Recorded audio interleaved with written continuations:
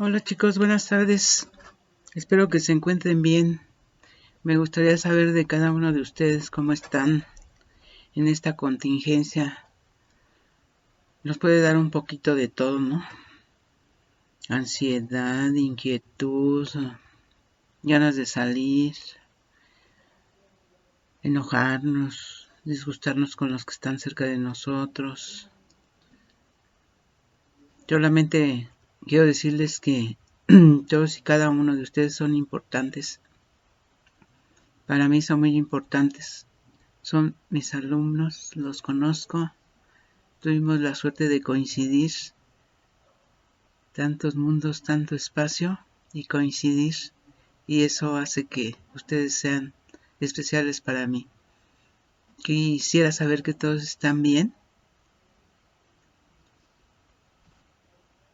Cuando uno reza o pide o hace algo de eso, pues yo al menos pido por todos, porque todos estemos bien y porque sepamos regular nuestras emociones y nuestros sentimientos, y con la esperanza de que esto pase, que pase pronto. Nos sorprendió, yo creo que a todos nos sorprendió.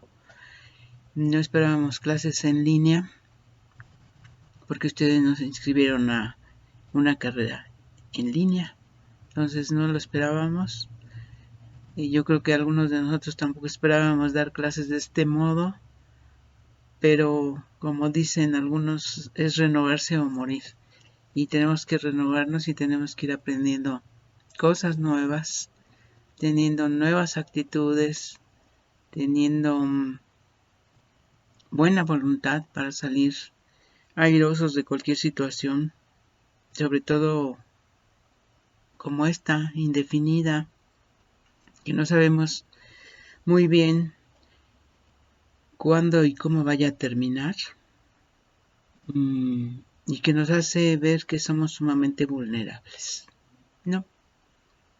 Muy, muy vulnerables. El hombre ha hecho grandes cosas, grandes maravillas, grandes hazañas, pero a final de cuentas como ser humano puede resultar sumamente vulnerable. Bueno, solamente quiero que sepan que pienso en ustedes, que deseo verlos, encontrármelos frente a frente y saber que todos estamos bien. ¿Sí? Por lo pronto, cuídense. Y ahora que no tienen mucho a dónde salir, muchos lugares sí hay, pero no debemos salir. Estudien mucho, ¿no? Síganme con el libro. Vayan viendo, vayan confirmando si lo que yo digo en este diálogo, pues nada más mío, si voy diciendo lo que está escrito allí, y luego también compárenlo con su ley de amparo, ¿sí? Tienen esos elementos para ir estudiando y para ir haciendo. Incluso ahorita que estoy viendo el amparo indirecto, pues yo les diría, vayan haciendo un cuadrito, ¿no? Háganse un cuadrito, no lo saquen del rincón del vago, no lo saquen de alguno de esos, les falta, están mal hechitos. Ustedes vayan haciendo su cuadro, su panorama del amparo, ¿no? ¿Cómo empieza? Pues con una demanda. ¿Y luego qué sigue? Pues eso es lo que vamos a ver ahorita, lo que sigue. Y vamos a llegar hasta la sentencia en otras clases, y con eso vamos a ver que con eso termina, con eso finaliza esta primera etapa del amparo indirecto. El amparo indirecto es muy amplio, caben muchas posibilidades, caben muchos actos, cabe pues las cosas raras que se están suscitando, ¿no? Ya ven que Manuel interpuso una demanda de amparo en contra de un decreto donde se permitía que los restaurantes abrieran, y con interés legítimo, alguien pudo haberle dicho, un juez tradicional le hubiera dicho, bueno, ¿y usted qué, no? ¿De qué se queja? ¿Cuál es su perjuicio? Y dice, bueno, pues el perjuicio es social, el perjuicio es para todos, porque al seguir permitiendo lugares de reunión, lugares donde se puede acumular mucha gente, hay más riesgo de contagio. Y bueno, No sé en qué etapa vaya, no sé si ya le resolvieron la suspensión definitiva, si se la concedió o no se la negaron. Cuando veamos la suspensión, y bueno, es un adelanto ahorita que toco el tema de la suspensión, mm, mm, a veces me preguntan, oiga, ¿y pido la suspensión? Pues usted puede pedirla. Es decir, nosotros le podemos pedir al juez hasta las pelas de la Virgen. Falta que el juez esté de acuerdo en concedérnoslo, ¿no? Pero nosotros podemos pedirle 1000 cosas, hacer en nuestra demanda un montón de puntos petitorios, un montón, como si él no supiera nada. Y él es el que va a acordar si sí o si no, si sí o si no, y así va a estar, esto sí, esto no, copias certificadas de esto, pues sí, devolución de documentos originales, sí, previa copia que se dejen autos, en fin, va a ir resolviendo y que llegue la suspensión. Bueno, espérame tantito, a ver, vamos pensándole. Y tiene que ver más allá. Es como que el asunto termina donde está la tapa de la computadora aquí levantada. Hasta ahí. Pero la mirada del juzgador tiene que ir más atrás de esa pared, ¿sí?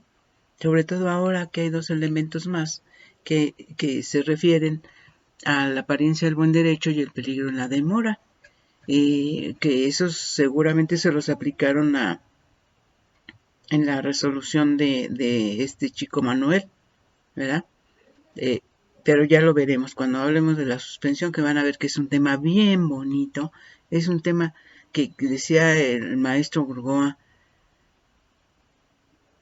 el amparo sin suspensión, señores, de muy poco serviría. El amparo sin la suspensión no nos serviría. ¿Por qué? ¿Qué es la suspensión?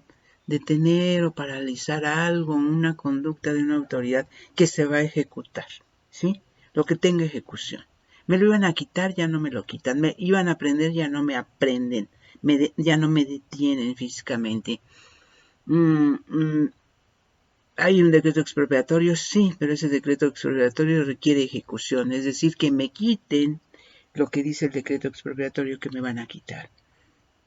Son órdenes que tienen que cumplirse. Son dos cosas. La orden, aquí está la orden. Y esta orden tiene consecuencias. Yo siempre le pongo flechitas a los lados.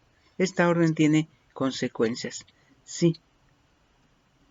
Esta orden ya no la puedo paralizar. Ya está emitida, ya es un hecho. Ya está allí, consta en papel.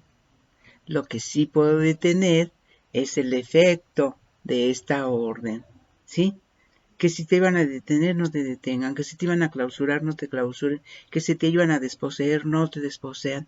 Eso, para eso sirve la suspensión de los actos reclamados en el juicio de amparo, pero es un tema que voy a dejar para después del examen, ¿sí?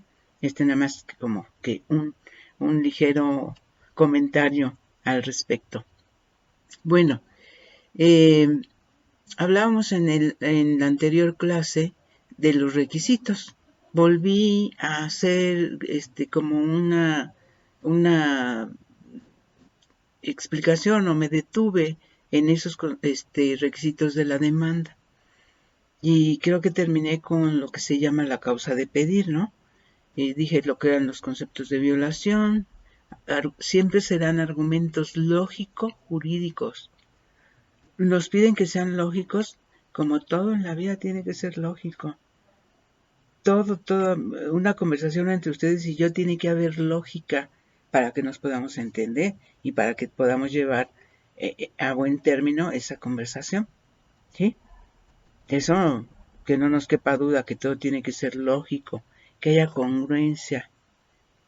Yo te pregunté cómo estás y volteas y me dices, acabo de comprar un melón. Yo no te pregunté qué compraste, yo te pregunté cómo estás. ¿Sí? Me puedes decir bien, mal, que me lleva, que esto, que lo otro. 1000 cosas. Yo, ¿cómo me preguntas eso en esta temporada? Si sabes que estoy mal. Es una respuesta que tiene que ver con lo que yo pregunté. ¿Sí? Y eso es lo lógico. Que haya congruencia entre lo que se pregunta o lo que se quiere saber con lo que se contesta. Y jurídico, ¿por qué? Pues porque lo tengo que relacionar con un artículo constitucional o con un artículo legal que yo digo que me fue mal aplicado, que se malinterpretó o que no se le dio la interpretación correcta, ¿sí? Pero eso tiene que ser lógico y jurídico, porque siempre lo tendré que relacionar con algo del derecho, sea una ley, un reglamento, un decreto, la Constitución, ¿sí? Entonces tengo que relacionar ese acto de autoridad que yo estoy reclamando y que estoy diciendo es inconstitucional, no se apega a la Constitución, ese lo tengo que relacionar siempre con un artículo constitucional o con un artículo legal, ¿verdad? Si digo que falta fundamentación y motivación, pues me referiría a los artículos 14 y 16 constitucionales. Aprovecharé ahí para decir en qué consiste la fundamentación, en qué consiste la motivación. Es decir, nunca den por sentado que como presento mi demanda ante un juez federal, ese juez federal se la sabe de todas. Y sí, puede sabérselas de todas. Pero él quiere que yo, quejoso, se lo diga, ¿sí? Porque es mi argumentación, porque es mi derecho, porque es mi obligación, porque si no, no estoy cumpliendo con un requisito que señala la ley de amparo, ¿sí? Bueno, después les señalé yo 2 tesis, ¿no? De la causa de pedir. Aquí,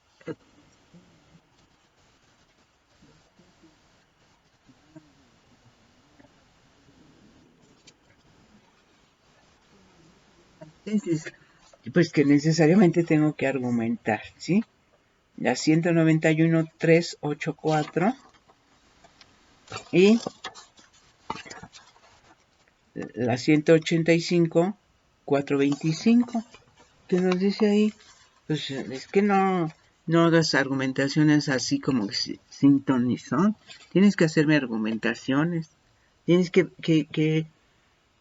de preferencia ordenaditas, así me ayudas, ¿no?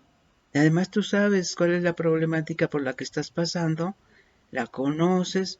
Bueno, dímelo, ayúdame con eso, dímelo de una forma ordenada. El juzgador sabe, sí sabe, y sabe mucho más, ¿sí? Pero requiere que nosotros se lo digamos. Requiere que le diga dónde me duele. Es como ir al doctor. ¿A qué voy al doctor? Pues porque algo me está pasando. Me estoy sintiendo mal. Y me va a preguntar qué le duele. No, pues pues exactamente no sé. Pero algo me duele. U otros dirían, no, pues todo me duele. O como dice Mafalda, hoy hasta las pestañas me duelen.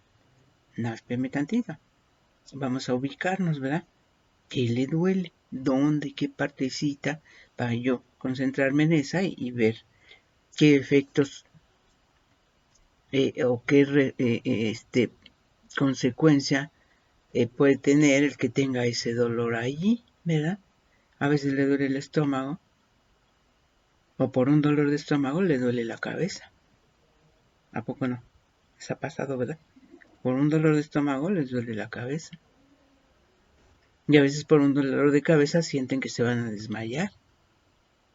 Entonces tenemos que señalar qué partecita es la que yo siento que no está ajustada a derecho. Y tengo que argumentar y tengo que decirle, fíjate que me quejo de esto por esto. ¿Sí? Este sería un concepto de violación. Bueno, hay otros requisitos en la demanda que no están señalados en la ley. Hay otros requisitos en la demanda que no están señalados en la ley. ¿Sí? ¿Cuáles son esos requisitos? Algunos se derivan de la costumbre. ¿Sí? El protesto lo necesario. ¿Qué es eso? Que alguien me explique. Allá en 1800 a lo mejor se ponía así en todos los escritos. Aquí no sirve para nada. Aquí es bajo protesta, decir verdad, te digo los hechos.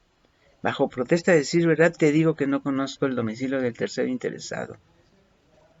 Y esa es una manifestación distinta que está consignada en la ley de amparo. ¿Sí? Entonces, ¿qué otros requisitos tiene la demanda de amparo? Bueno, se la tengo que dirigir a alguien, ¿verdad? Es como una carta. Se la debo dirigir a alguien. Querida tía, te escribo esta carta para decirte que bla, bla.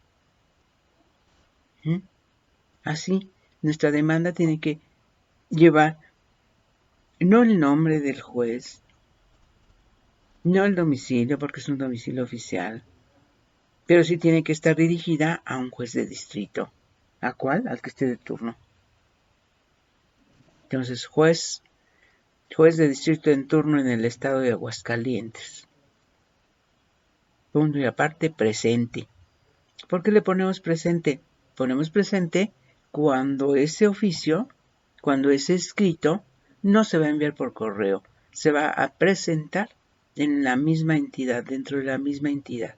Eso quiere decir presente, que está por aquí. Si voy a enviar mi oficio por correo, entonces no le pongo presente, pero eso es tratándose de oficios. Aquí mi demanda es un escrito privado. Para empezar, es un escrito privado. Después se va a hacer público, porque va a tener sellos y rúbricas y está foliado y está, ¿cómo se dice cuando le ponen la rúbrica? Foliado y rubricado y está cosido un expediente, ¿sí? Entonces, ¿qué otros requisitos hay? Bueno, ese es uno. Dirigido al juez de distrito en turno. ¿Cuál? El que esté de turno. Ni siquiera, a lo mejor ni siquiera puedo saber quién está de turno. Porque la computadora esa de recibido en la oficialía de partes va dando aleatoriamente los turnos. Bueno, yo la dirijo a alguien. Luego, ¿qué hago? Una presentación. Fulanito de tal. Mayor de edad. Es válido poner que es mayor de edad. O por mi propio derecho. Con fundamento en lo dispuesto en la ley de amparo y en la Constitución, si saben los artículos se los ponen, si no más adelante lo pueden fundamentar. Por este medio o a través de este curso o de este escrito vengo a interponer demanda de amparo. Punto y aparte. A fin de dar cumplimiento con los requisitos de la demanda, señalo 2 puntos. Y van desahogando lo que dice cada una de las fracciones del artículo 108. Esa es la mejor manera. Nombre y domicilio del quejoso. ¿Sí? Y en ese párrafo pueden ustedes señalar a la persona, al abogado, a las personas que autorizan para oír notificaciones. Si es su apoderado o su representante legal, también lo señalan allí. Pero para ello tendrán que acreditar o exhibir un documento donde se acredite la personalidad de ese abogado autorizado o de esa persona a la que yo le conferí poder. ¿Sí? Y luego me voy desahogando cada rengloncito, cada una de las fracciones del artículo 108 de la ley de amparo. Mis hechos, pues los narro, voy a decir que bajo protesta de decir verdad, y los narro cronológicamente. Si soy causante de impuesto, puedo decir, en el año fulano de tal me constituí como un pequeño empresario, bla, bla, bla. Al siguiente año, con fundamento en lo que dice el Código Fiscal, y cumplí con mis obligaciones tributarias consistentes en esto y en esto. Y ahí va narrando cronológicamente todo lo que sucedió. Y que va a terminar o que va a concluir con el acto de autoridad que estamos reclamando en el amparo. ¿Sí? Acuérdense que es bajo protesta de decir verdad. Bueno, ahí voy caminando. Va a haber un momento en donde yo tenga que expresar, mis conceptos de violación. Y ahí sí, irlos concretando, cuáles son, por qué son. La ley no dice, y tampoco la jurisprudencia, pero es costumbre que después de hacer una argumentación, puedo citar una tesis jurisprudencial que apoye lo que yo estoy diciendo, ¿sí? Una tesis de jurisprudencia, una tesis aislada, una tesis que yo sienta que me beneficia. Entonces diré mi argumento y luego diré, apoya lo manifestado anteriormente, la tesis jurisprudencial número tal. Puedo poner el registro o puedo poner el número. Generalmente tiene el número. El registro se inventó ahora con la computadora. Pero antes las tesis yo las buscaba en los libros viejos y por número. ¿Sí? Ahora es ganancia. Super ganancia. Bueno, ahí la tenemos. Me paso a mi segundo concepto de violación y también los puedo ir enumerando para que el juzgador, cuando no se encuentre con una fila o con un texto interminable, sino que vaya sabiendo que hay uno, que hay dos, que hay tres, que hay cuatro, que hay cinco, ¿sí? Y que terminó con uno y empieza otro. Y no 40 hojas de lo mismo. Eso es perjudicial. Se pierde la idea. Se pierde totalmente la idea. Si es la misma cosa expuesta en 40 hojas, pues es que no estás nada convencido de que estás bien, de que tienes la razón. Cuando se está convencido de que se tiene la razón, en un pequeño párrafo, así, la mitad de una hoja, puedo expresarlo y me van a decir efectivamente tiene usted razón, ¿sí? Y me van a conceder el amparo. ¿Qué es lo que buscamos? Eso, precisamente, el gobernador siempre va para que le concedan el amparo, eso es lo que quiere. Y a veces tenga o no tenga razón, ¿sí? Eso es lo que quiere. Bueno, entonces narro mis conceptos de violación, termino de narrarlos y luego voy a señalar, digamos que con lo que concluye la demanda es con los puntos petitorios. La ley tampoco lo señala. Si yo hiciera mi demanda sin puntos petitorios, no pasaría absolutamente nada, ¿sí? Pero es costumbre hacer unos puntos petitorios. ¿Qué va a pedir allí? Que se admita la demanda, que se pida informe justificado. Es decir, va a de cada requisito, de cada conducta que debe tener el juzgador, yo puedo hacer un punto petitorio. El juzgador lo sabe y lo dice la ley, ¿sí? Que se admita la demanda, que se pida informe a las autoridades responsables, que se emplace al tercero interesado, que se le dé vista al Ministerio Público Federal, que se conceda la suspensión. Es más, hay gente, yo no lo recomiendo de ninguna manera, pero hay personas litigantes que en un punto petitorio piden la suspensión. Yo diría no, hazlo en un capítulo aparte. ¿Dónde puede ser ese capítulo aparte? Bueno, cuando termines tus conceptos de violación, abre un capítulo de suspensión y le puedes poner nada más suspensión, punto y aparte. Y en el caso solicito la suspensión de los actos reclamados. Primero la provisional y posteriormente la definitiva. ¿En razón de qué? Y allí expreso para qué me serviría esa suspensión de los actos reclamados. Y eso, por un lado, es ser buen litigante. Y por el otro, es ayudarle al juzgador a que tenga muy clara la finalidad o lo que yo quiero con la suspensión, ¿sí? Que le podemos ayudar en eso. Si nosotros sabemos cuál puede ser la consecuencia, a lo mejor el juzgador no lo tiene muy claro y yo le puedo ayudar para qué la quiero, ¿sí? Entonces, otro requisito más, el capítulo de suspensión. La ley no dice que deba haber un capítulo de suspensión ni cuándo la puedo pedir. Y hay litigantes que, como les decía, en los puntos petitorios, es decir, en los puntos petitorios pide la suspensión. ¿Eso qué quiere decir? Que tanto el secretario como el juzgador, tanto su secretario como el propio juez, deben leer íntegramente la demanda, pero de principio, primer renglón, hasta el último. Bueno, otro elemento que le agregan a las demandas, como yo les decía hace rato, y que es pura costumbre, y que no tiene ningún efecto, si yo no lo pongo, no lo expreso, no pasa absolutamente nada.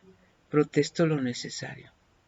Y dice uno, ¿y cuál es lo necesario? Era necesario que protestaras. Y si no lo dices, pasa algo, no pasa absolutamente nada. ¿Sí? Y viene otro requisito. La firma de la demanda. La firma de la demanda es un requisito absolutamente necesario e imprescindible.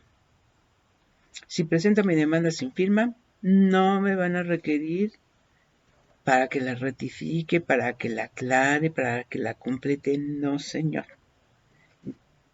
Por lo que me van a requerir es por lo que dice los requisitos que señalan las fracciones del artículo 108. Por eso sí me van a requerir. No pusiste correcto el nombre de la autoridad. No entendí tu acto reclamado. No me proporcionas el domicilio del tercero. No me exhibes copias necesarias. Por esos elementos sí me van a requerir. Por la falta de firma, no me van a requerir. Ese asunto o esa demanda se va a desechar. ¿Sí? Y si ya no tiene, si estaba en el último día para promover, el último día, la última hora, perdió su oportunidad. Oiga, pero que perdió su oportunidad. La Corte ahora es más flexible, se ha flexibilizado y nos dice, bueno, si presentó su demanda y en alguna de las hojas, que no es la parte final de esa demanda, pero en alguna de sus hojas viene firmada, admítela. ¿Sí? Eso es ser flexible. ¿Sí? No te la van a desechar. Entonces yo tengo que revisar hoja por hoja, así sean 80 páginas, la tengo que revisar para ver si viene firmada o no. ¿Sí? Y ese requisito no lo dice la ley de amparo, pero para nada. ¿Dónde se dice? Fíjense bien, bueno, yo les puse el ejemplo cuando la improcedencia. Ahí utilizaría la fracción 23 del artículo 61, ¿sí? Que es una fracción abierta. Bueno, con fundamento en esa fracción y en una tesis de la Suprema Corte que dice documento sin firma o demanda de amparo sin firma, no contiene la expresión de que se obliga el que presentó esa demanda. Bueno, esa sería una aplicación de la fracción 23, ¿sí? Les puse otros ejemplos, ¿verdad? Seguramente los estarán leyendo cuando vayamos a hacer nuestro examen. Entonces, se ha flexibilizado la Corte en ese sentido. Ya no es necesario que al último del oficio venga la firma, que al último de la demanda venga la firma. Dice, si en cualquier otra hoja está firmado, tenla por firmada. Admite, pues si no hay otros requisitos, si está completa la demanda, pues admite, tramita y resuelve, ¿verdad? Y tenla por firmada. Bueno, entonces, esos requisitos no están en la ley de amparo. Algunos ya les dije por costumbre. El mismo formatito de la demanda, ustedes pueden hacer su propio formato y ustedes pueden darle la alineación que ustedes quieran. Que tenga todo. Eso es lo que se necesita. que contenga todos los requisitos que señala el artículo 108 de la Ley de Amparo. Y otro requisito que no está en el 108, pero que sí está en el 110, es que presentes una copia para cada una de las partes, más 2 para el incidente de suspensión. ¿Sí? Y cuando dice cada una de las partes, debo entender autoridades responsables, terceros interesados, desde luego el agente del Ministerio Público, que es parte fija en el juicio de amparo, más 2 copias si es que solicité la suspensión. Y yo les decía el otro día, el incidente de suspensión se tramita por separado y por duplicado. Y eso tiene su finalidad. Pero bueno, ese tema lo vamos a desahogar cuando veamos específicamente el tema de la suspensión, que es un tema arduo, pero bien interesante y muy útil. Bueno, termino con estos requisitos de la demanda, los que están en la ley ya los vimos, los que son que no están en la ley, pero que son requisitos de la demanda. Como estamos entre personas, pues siempre dirigido a quien es el juzgador, hacer una presentación. Ahí en la presentación yo les voy a insistir, hay que ser serios, ¿no? No es necesario que ponga yo de qué religión soy, si vivo en una relación libre, en concubinato, en cosas de esas, no es necesario. Eso al corriente de mis impuestos tampoco es necesario. Estamos haciendo manifestaciones ante autoridad jurisdiccional. Entonces tenemos que ser serios. Acuérdense que creo que les platicaba de un señor que decía, era el quejoso, de 72 años de edad, creo que 72, 74 años de edad, que decía, en unión libre por tercera vez, maestro de gimnasia, y detallaba muchas cosas.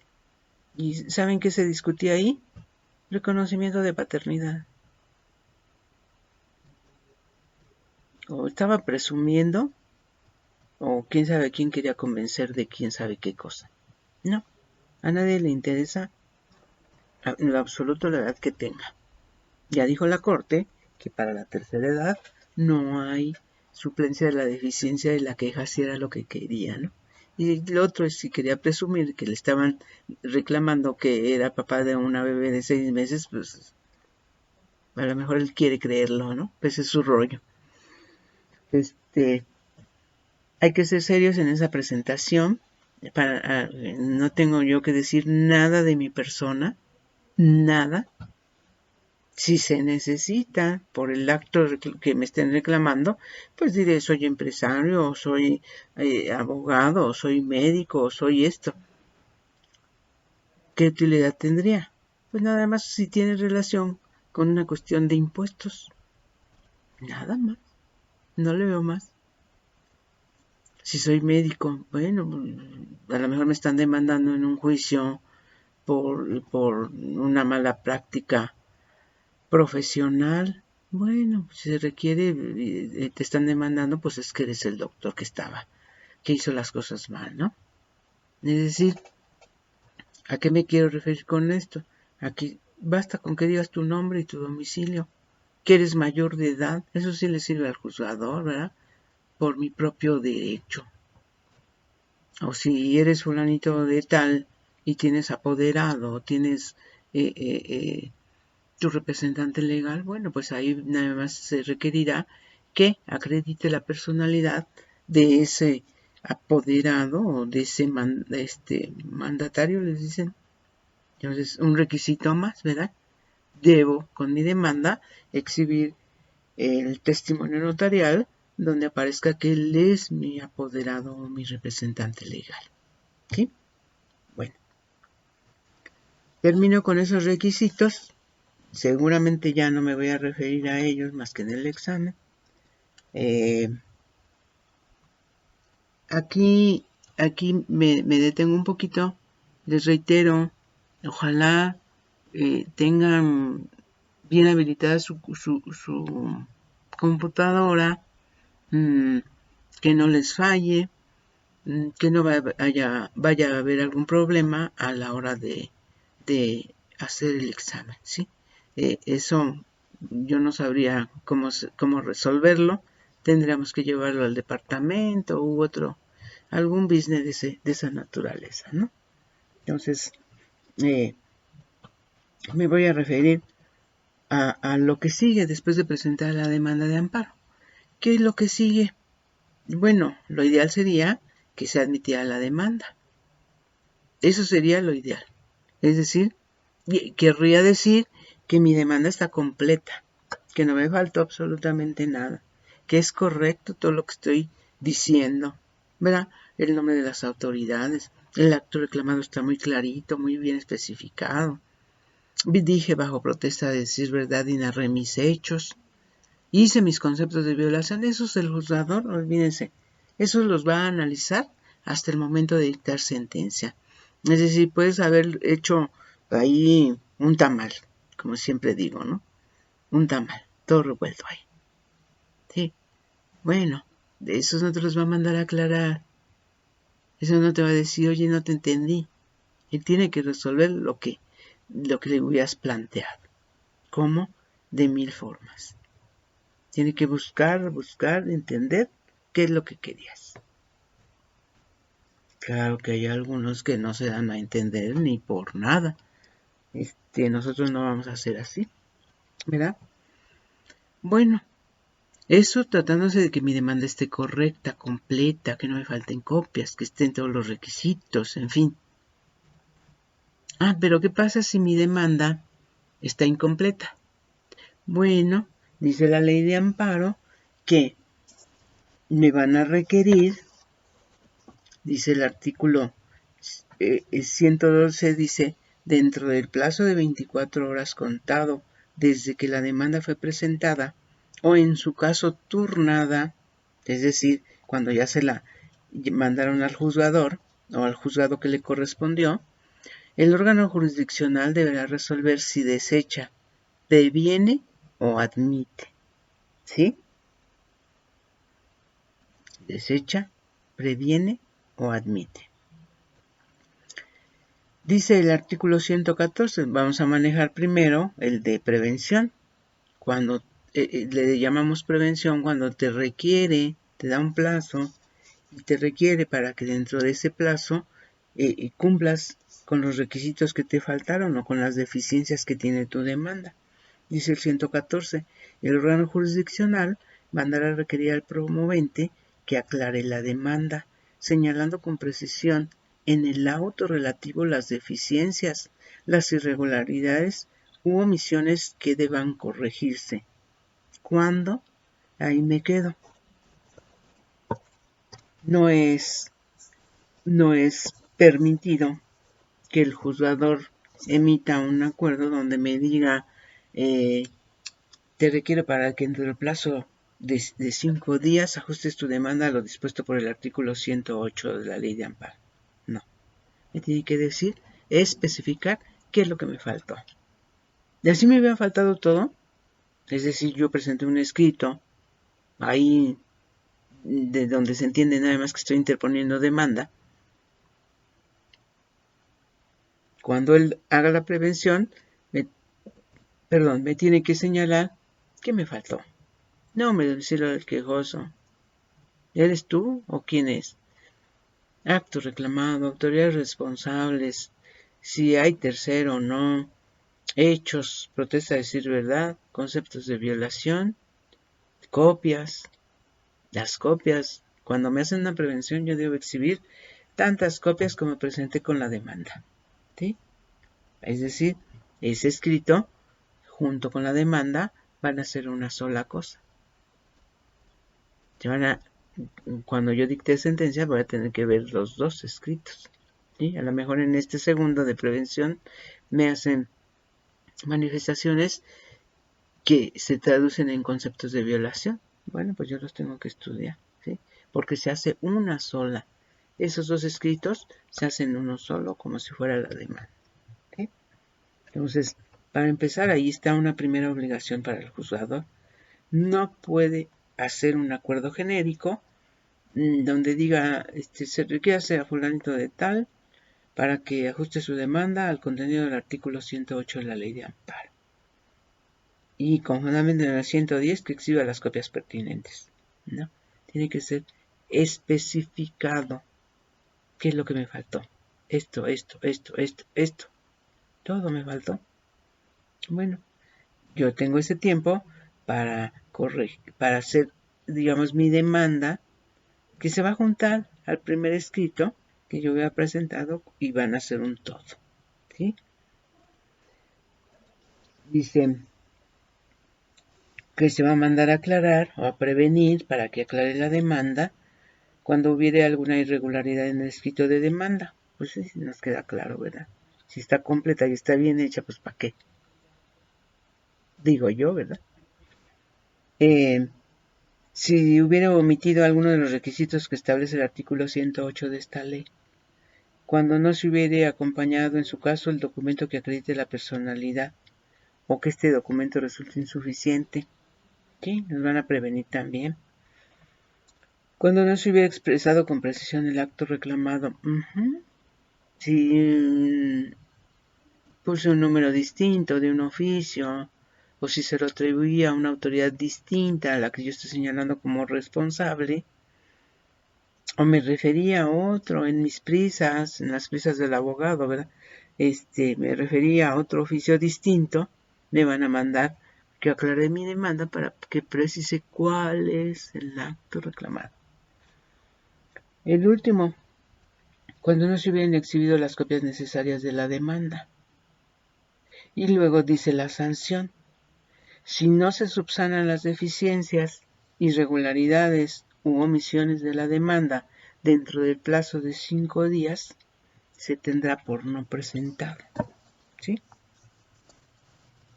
Entonces, ¿qué es lo que debemos hacer? Cuando tengo un escrito de prevención, pues leer íntegramente con calma ese escrito. Al fin me dieron 5 días para cumplir. Leerlo de principio hasta el fin. ¿Qué es lo que me está requiriendo? Y elaborar un escrito diverso donde le dé cumplimiento a lo que el juzgador me pidió. ¿Sí? Porque corro el riesgo de que mi demanda se tenga por no presentar. ¿Tiene el mismo significado tenerla por no presentada que desecharla? No, no tiene el mismo significado. Una demanda que es desechada quiere decir que es improcedente ayer, hoy y mañana. ¿Sí? Que no la puedes presentar. La presentes como la presentes, es improcedente. En cambio, una demanda que se tiene por no interpuesta, bueno, a lo mejor estoy en temporalidad y elaboro una nueva demanda, ya completa, ya bien hecha. Que no es lo aconsejable. Lo aconsejable es, tienes prevención, desahoga esa prevención, cúmplela. Para que le den trámite a tu demanda, para que camine y quizá con el tiempo tengas una sentencia favorable. ¿Sí? Entonces, no es lo mismo de ninguna manera tener por no presentada que desechar la demanda. ¿Sí? En la siguiente clase vamos a ver cuándo se desecha y qué efectos tiene ese desechamiento y luego todo el trámite de la admisión. Una vez admitida la demanda, ¿qué sigue? Seguir todos los pasitos y eso nos va a hacer muy felices sin duda. Y vamos a aprender mucho y a saber mucho. Muchas gracias, síganse cuidando por favor.